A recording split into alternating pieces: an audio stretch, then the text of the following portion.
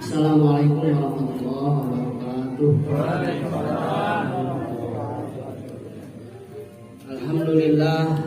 Alhamdulillahilladzi anzala sakinata fil qulubil mu'minin liyazdadu imanan ma'a imanihim. Asyhadu an la ilaha illallah wahdahu la syarika lah wa asyhadu anna Muhammadan abduhu wa rasuluh. Allahumma sholli wa sallim ala sayyidina Muhammad wa ala alihi wa sahbihi ajma'in.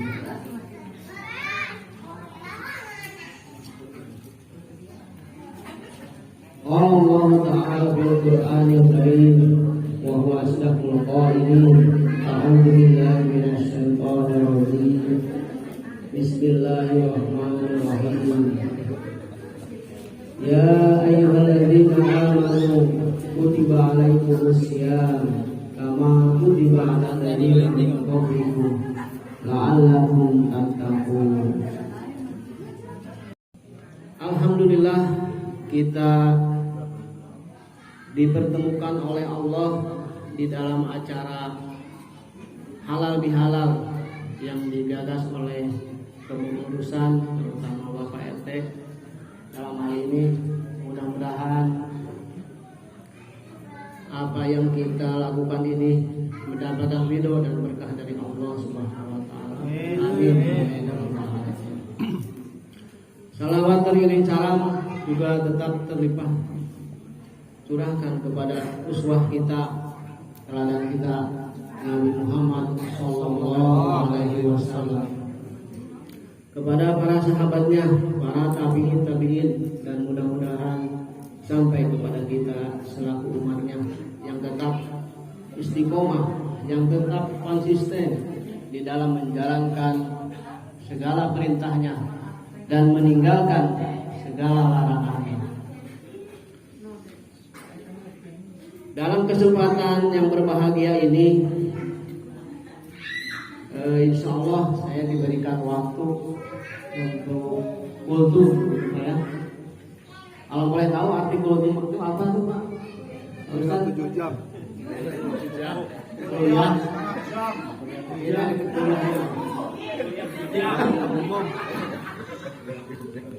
Kuliah berapa? 7 jam. Dia dapat 7 jam.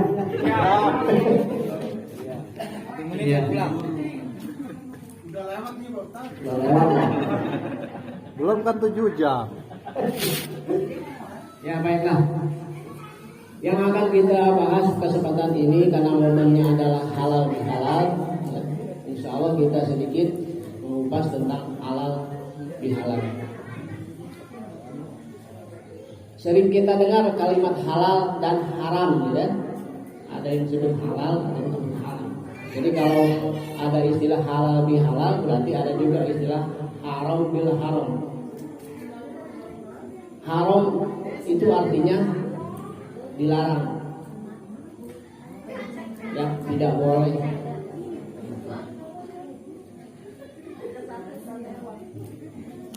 Tapi kenapa kota Mekah itu disebut tanah haram, kota haram, ya? Nah, karena memang makna haram itu ada dua. Yang kedua, makna haram itu adalah terhormat, penuh dengan kehormatan. Maknanya apa? Hubungannya dengan haram yang kita maksud tidak boleh. Artinya saat dimana kita itu melakukan yang haram, berarti kita menjerumuskan diri kepada sesuatu yang tidak terhormat. Kalau kita melakukan yang maksiat, melakukan dosa, berarti sama dengan kita itu menghinakan diri kita. Kehormatan kita itu hilang. Seperti itu. Nah, ada yang disebut dengan halal, ya. Kalau di Arab sana, tukang dagang selalu kalau ngomong itu halal, halal, halal, gitu ya. Pindah ke Tanah Abang, jadi kalimatnya apa? Boleh, boleh, boleh, boleh, boleh, gitu ya. Gitu ya kalimatnya ya. Ya itu berarti kalimat halal itu artinya boleh, gitu ya. Orang Arab nyebutnya halal, halal, halal. tukang dagang itu ngomongnya halal halal halal halal. Di Tanah Abang ngomongnya boleh boleh boleh gitu. Nah itu artinya memang yang dimaksud dengan halal itu artinya boleh, ya, sesuatu yang diperbolehkan, sesuatu yang dibebaskan. Makanya apa makna daripada halal bihalal? Maknanya berarti memang saling membebaskan, gitu ya. Saling membebaskan dari apa? Yaitu tadi kembali kepada makna silaturahmi tadi, gitu ya. Tadi sudah disampaikan oleh Bapak Ustaz Moderator kita, juga disampaikan oleh Bapak RT. Apa yang dimaksud dengan silaturahmi? Jadi tujuan kita itu adalah memang selalu membangun, menjalin yang namanya silaturahmi. Apa itu silaturahmi?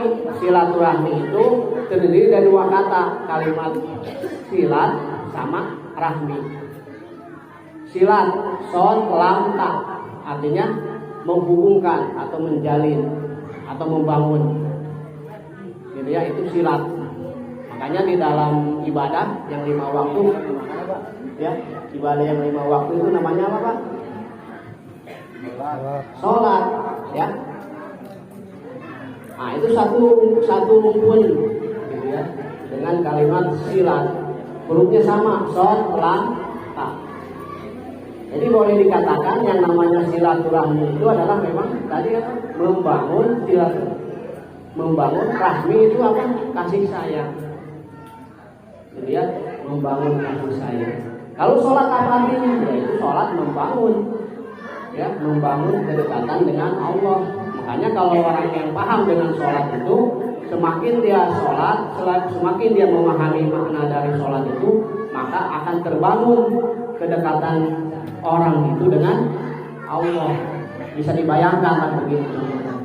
Seandainya begitu ya, di antara kita itu sering silaturahmi, gitu kan ya, sering datang ke rumahnya, berulang-ulang, tiap hari datang, pasti ya akan terbangun yang namanya kedekatan.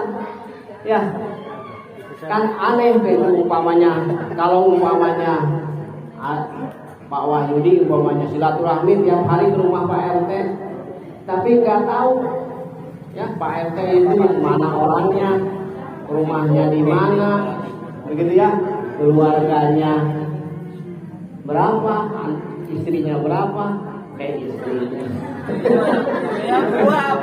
berapa istrinya? Oh iya iya, apa ya, anaknya berapa, kan begitu ya. Itu dari namanya silaturahmi itu begitu. Makanya tadi disampaikan oleh Pak RT juga, sama Pak Ustaz, itu disampaikan silaturahmi itu tadi bisa membangunkan umur, gitu ya, bahkan bisa menambah rezeki. Gitu.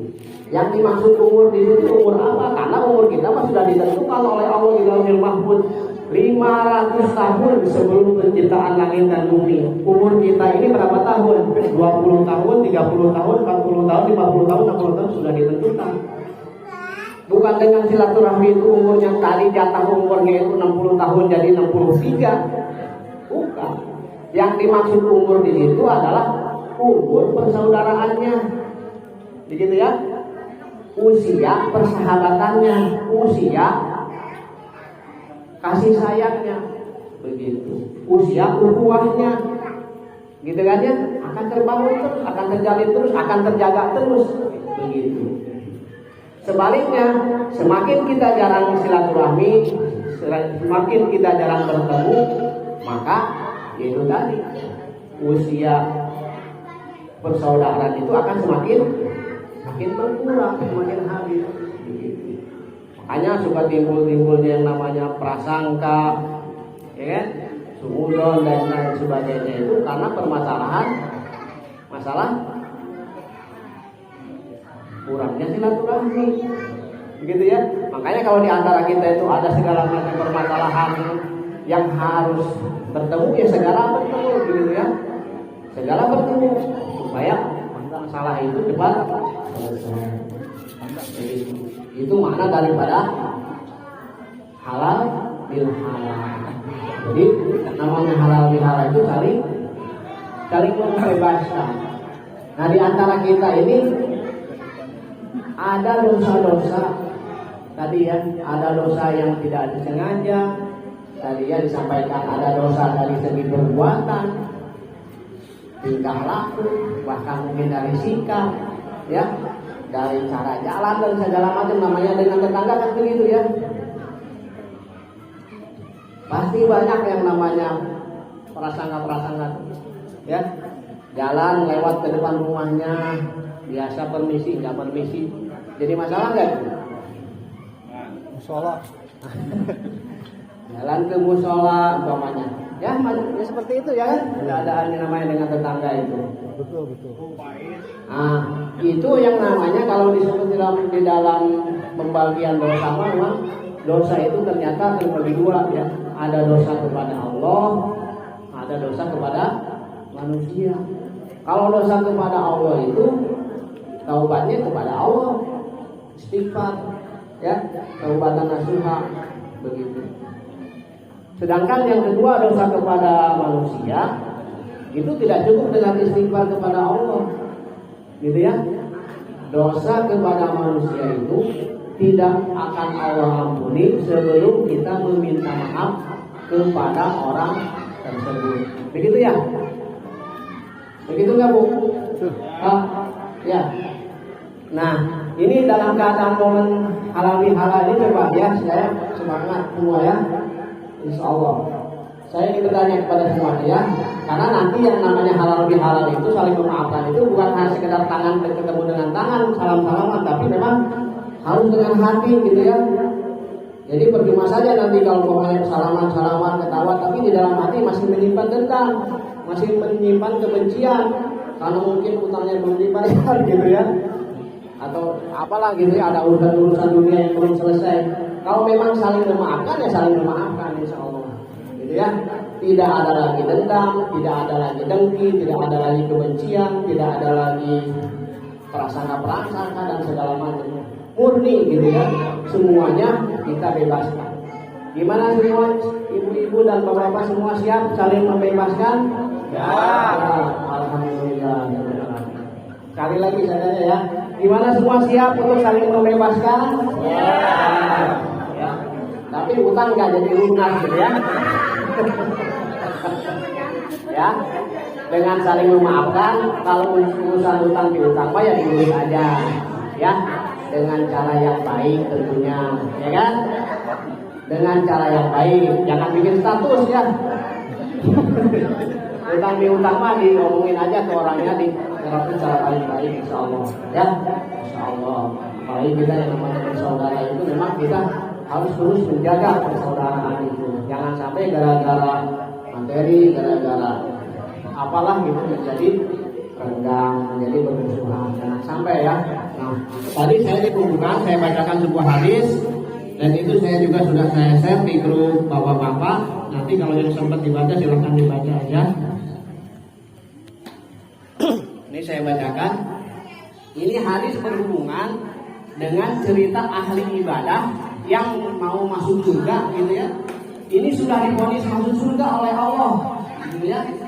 Sudah hisabnya sudah selesai, sudah divonis masuk surga, gitu ya. Karena permasalahan masalah dengan manusia, akhirnya dia menjadi ahli neraka. Makanya disebutnya juga muflis, gitu ya, orang yang bangkrut, orang yang pailit, gitu ya. Jadi saya bacakan, muflis, bukan muflis ya, muflis pakai F. Maaf. Muflis pakai F, bukan pakai P ya. Enggak, saya maafin. Dia orang ikhlas. Ya. Kalau muflis itu orang yang ikhlas tuh katanya, betul ya. Kalau muflis itu orang yang bangkrut, pakai F, bukan pakai P ya. Jangan bilang orang Sunda nggak bisa ngomong huruf F. Fitnah itu. Bukan pakai K ya, Pak. Saya bacakan arti. Apakah kalian tahu siapa muflis? Ya, orang yang bangkrut itu, orang yang pailit itu. Nah, gitu ya. Para sahabat menjawab, muflis adalah orang pailit itu adalah orang yang tidak mempunyai dirham maupun harta benda. Itu jawaban sahabat. Itu manusiawi sekali ya. Kalau bahasa kita yang namanya orang bangkrut ya begitu ya kan. Gak punya uang, gak punya duit, usahanya habis gitu ya, bangkrut dan segala macamnya.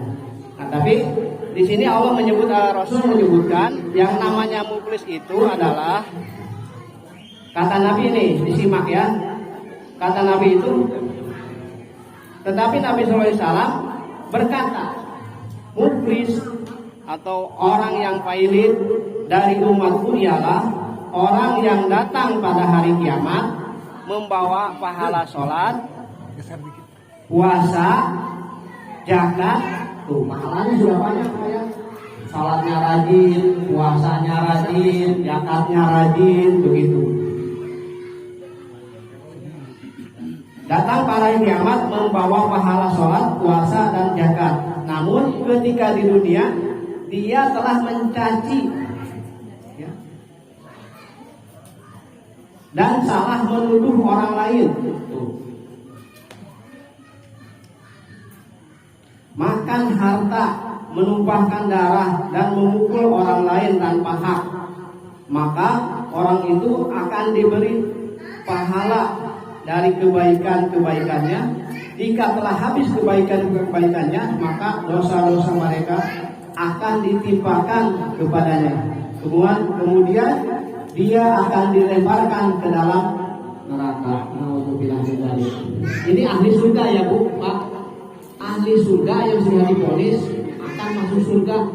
Akhirnya dia masuk ke neraka gara-gara suka mencaci, suka memaki, suka mencuri, suka menipu, gitu ya, suka menghina orang lain dan lain sebagainya. Dan waktu di dunia dia tidak sempat untuk membereskannya. Waktu di dunia dia tidak sempat untuk meminta maaf, begitu. Maka diceritakan di dalam hadis ini, nanti di hari kiamat itu orang seperti itu nanti pahala-pahala kebaikannya itu akan diambil, ya. Waktu di dunia pernah memukul orang, ambil pahala sholatnya. Waktu di dunia ada yang datang, ya Allah jangan dimasukkan ke surga, dia pernah menghina saya, diambil pahala sholatnya. Ya Allah dia pernah mencaci anak saya, diambil pahalanya, dan lain sebagainya, sampai pahalanya itu habis. Yang dahsyatnya lagi apa? Setelah pahalanya habis itu, naudzubillah min dzalik, apa? Dosa-dosa orang yang tadi itu kan masih nyantri itu ceritanya ya. Orang-orang yang akan menuntut kepada dia di hari kiamat itu, makanya suka ngomong sembarangan gitu ya. Wah biarin nanti saya tuntut di akhirat aja gitu ya. Nggak kesel gitu kan, ditagih nggak bayar gitu. Nanti saya atur ya, jangan begitu ya, bereskan dulu. Jadi setelah pahalanya itu habis, orang itu apa selanjutnya? Ada yang menuntut, masih banyak ngantri yang menuntut. Ada yang cerita pernah dipukul, ada yang cerita pernah diomelin, yang pernah segala macam. Akhirnya apa? Dosa-dosa orang yang tadi itu, yang melakukan kesalahan kepada dia, dikasih kepada orang itu. Gitu ya. Sampai habis, sampai akhirnya dari tadinya menjadi penghuni surga, akhirnya menjadi penghuni neraka. Naudzubillah min dzalik. Gara-gara permasalahan dosa dengan sesama manusia. Makanya penting dibereskan sekarang ini ya. Mungkin ada yang pernah sakit hati dengan saya, ada yang pernah sakit hati dengan Pak RT gitu ya. Dengan pengurus yang lain, tahu-tahu dikit-dikit bahwa itu udah ketok-ketok pintu lagi, kayaknya baru ada yang datang tadi tuh. Belum lama kayaknya ya. Udah assalamualaikum lagi nggak tahunya pengurus lagi yang bawa kertas lagi. Masya Allah ya. Datang lagi tuh hari Minggu itu Pak RT bisa 6 orang itu yang datang assalamualaikum itu. Begitu ya. Masya Allah. Makanya kalau kita nggak bisa baik-baik menjaganya, ya. Nah hikmahnya apa dari hadis itu? Pertama gitu ya, sebenarnya saat kita dihina orang itu sebenarnya kita nggak usah membalas. Harusnya kita alhamdulillah. Kenapa alhamdulillah? Karena saat itu kita sedang mendapatkan pahala sholatnya orang itu. Karena saat dia menghina kita itu, saat kita sedang mendapatkan pahala tahajudnya dia. Karena saat kita sedang dihina itu, kita saat itu sedang mendapatkan pahala zakatnya dia. Itu hakikatnya. Gitu ya. Jadi nggak usah membalas, gitu ya. Ya, nggak usah membalas. Jadi kalau mau banyak orang mencaci maki, apalagi orang sampai di jalan, maksudnya begitu ya Pak ya. Sewot-sewot. Gitu mah harusnya mak senyumin aja lah. Alhamdulillah gitu ya. Diomel-omelin orang di jalan tuh. Sampai ya kebun binatang keluar semua kan gitu ya. Segala macam. Itu kalau kita bisa menjaga omongan, nggak menjawab gitu ya, bisa malah minta maaf segala macam. Wah, subhanallah. Ya, karena hakikatnya kalau kita merenungi hadis ini berarti tadi begitu. Saat itu kita sedang mendapat transparan pahala sebenarnya dari orang itu. Ya kan? Atau kalau orang itu bukan ahli ibadah, berarti dosa-dosa kita itu Allah berikan kepada orang itu. Ya, begitu aja. Jadi kalau nggak kita dapat pahala ibadah orang tersebut, berarti yang kedua, dosa kita itu Allah berikan kepada orang itu. Nah kalau kita tahu hakikatnya seperti itu, untuk apa kita balas? Untuk apa kita marah-marah? Kan begitu ya? Nggak usah, gitu ya? Nggak usah. Jadi, mulai sekarang nih, saat kita sudah halal lebih halal, mudah-mudahan nanti kalau sampai Allah ya mempertemukan lagi dengan Ramadan yang akan datang dalam keadaan halal lebih halal masih ya, dalam keadaan saling membebaskan. Dan yang namanya halal lebih halal banget. Emang harus di bulan Syawal aja gitu kalau ditanya apa halal lebih halal itu harus bulan Syawal saja atau setiap bulan? Setiap hari bahkan, setiap saat gitu ya. Gitu. Karena ancamannya berapa? Kalau bagi orang yang memutuskan silaturahmi tadi gitu ya. Orang yang memutuskan silaturahmi itu, kalau baca hadisnya itu tadi ya, di antara hadisnya itu adalah itu yang diaminkan oleh Nabi Muhammad gitu, doanya malaikat Jibril itu kan di antaranya itu. Ya. Diaminkan oleh Muhammad. Itu jangan ampuni orang yang berpuasa, gitu ya, selama dia belum memaafkan saudaranya. Selama saudaranya belum dimaafkan, kata malaikat Jibril, jangan ampuni orang itu ya Allah. Sama Nabi Muhammad diaminkan. Kira-kira aminnya Nabi Muhammad terkabul ya? Sangat kabul. Jadi gitu ya. Makanya di hadisnya itu disebutkan itu ciri-ciri orang-orang yang paling mulia. Nah, gitu ya insyaallah. Nah, itu makna-makna sekilas dari yang harus kita pahami dari halal bihalal. Jadi yang namanya halal bihalal setiap saat, setiap waktu terus menerus. Nah, Syawal itu anggap aja awal gitu ya. Mulai kita belajar membebaskan dan memaafkan kesalahan sesama kita. Seterusnya ya terus sampai kapanpun, gitu ya. Tak ada dendam, tak ada dengki, tak ada kebencian, gitu ya. Kan lucu. Sama-sama ke musola, sama-sama ke masjid, sama-sama satu RT, sama-sama ya sama-sama terus, gitu ya. Tapi ketemu senyum, tapi di hati benci. Itu namanya apa kalau begitu? Kalau bukan disebut orang munafik kan gitu ya. Makanya ya itulah ya, saling membersihkan, saling memaafkan.